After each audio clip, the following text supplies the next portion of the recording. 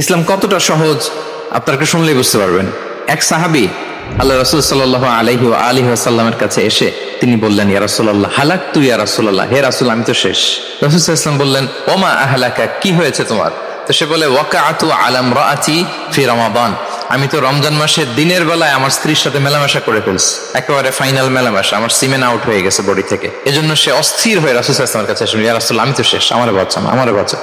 আমি আপনাদেরকে বোঝাচ্ছি হচ্ছে ফ্লেক্সিবিলিটি, ইসলাম যে কতটা ফ্লেক্সিবল এটা আগে মাথায় রাখেন, যে what is the essence of flexibility in ইসলাম।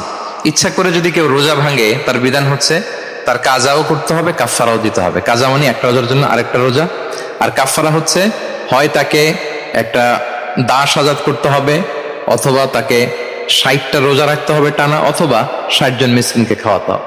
তো সে যখন এসে বললো, ইয়া রাসূলুল্লাহ আমাকে বাঁচান, কি করবো আমি? রাসূল সাল্লাল্লাহু আলাইহি ওয়াসাল্লাম বললেন, আচ্ছা ঠিক আছে, তুমি এই কাজ করে ফেলছো, তোমার তো পেনাল্টি হয়েছে। তো পেনাল্টি কি?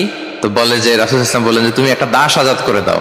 বলে, ইয়া রাসূলুল্লাহ এই সক্ষমতা আমার নাই, আমি দাস আজাদ করবো কোত্থেকে? আচ্ছা এটা পারবা না, তো তাহলে টানা 60টা রোজা রাখো কাফারা হিসেবে, টানা 60 দিন রোজা রাখতে হবে, রমজান চলে যাওয়ার পরে 60 দিন রোজা, এটা রাখো। বলে, ইয়া রাসূলুল্লাহ এটাও পারবো না আমি। আচ্ছা এটাও যদি না পারো, তাহলে তুমি 60 জন মিসকিনকে খাবার খাইয়ে দাও। এবার সে বলে, ইয়া রাসূলুল্লাহ খাবারও খাওয়াতে পারবো না আমি, এই সামর্থ্য নাই। কি বিপদ! দাস আজাদ এটাও পারবা না, টানা 60টা রোজা এটাও পারবা না, 60 জন মিসকিনকে খাবার দিবা তাও পারবা না। তো কি আর করা, বসো এক পাশে বসো। বসে আছেন, উনি অন্যান্য কাজ সারতেছেন। হঠাৎ এক ঝুড়ি খেজুর রাসূল সাল্লাল্লাহু আলাইহি ওয়াসাল্লামের কাছে আসলো, এক ঝুড়ি সাদাকার খেজুর। আসার পর রাসূল সাল্লাল্লাহু আলাইহি ওয়াসাল্লাম বললেন, ওই লোকটা কই যে এই কাজ করে ফেলছে? তাকে নিয়ে আসা হলো। রাসূল সাল্লাল্লাহু আলাইহি ওয়াসাল্লাম বললেন, যাও, দাসও আজাদ করতে পারবা না, 60টা রোজাও রাখতে পারবা না, 60 জন মিসকিনকে খাবারও দিতে পারবো না, তাহলে এক ঝুড়ি খেজুর আমার দরবারে আসছে, চ্যারিটির সাদাকার খেজুর, যাও এগুলো গরিবদের মাঝে বিতরণ করে দাও, তাসাদদাক বিহা ফিল মাদিনা, মদিনায় বিতরণ করে দাও। এবার সে বলে, আলা আফকারা মিন্না ইয়া রাসূলুল্লাহ, ইয়া রাসূলুল্লাহ আমার চেয়ে গরিব কাউকে দিতে হবে? রাসূল সাল্লাল্লাহু আলাইহি ওয়াসাল্লাম বললেন, হ্যাঁ গরিব কাউকে দিবা। বলতেছে, এই পুরো মদিনাতে আমার চেয়ে গরিব আর কেউ নাই। কি বিপদ! তোমার চেয়ে গরিব আর কেউ নাই? বলতেছে, আমি সবচেয়ে মদিনায় গরিব। বলতেছে, তাহলে কি আর করবো, নিয়ে যাও বাসায়, তুমি আর তোমার ফ্যামিলির সবাই মিলে এটা খাও।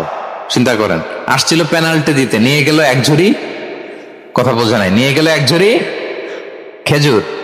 দেখেন what is the flexibility of Islam. Islam কতটা ফ্লেক্সিবল, মানুষের সুবিধা অসুবিধাকে ইসলাম কতটা গুরুত্ব দেয়। আমরা ইসলামকে বোঝানোর ক্ষেত্রে, এক্সপ্লেইন করার ক্ষেত্রে এগুলো মাথায় রাখি না। তাহলে ইসলামের এই যে ফ্লেক্সিবিলিটি যখন কোনো নন মুসলিম দেখে, এই হাদিস যদি কোনো নন মুসলিম পড়ে, আপনি বলেন সে কি আর অন্য ধর্মে থাকতে পারবে?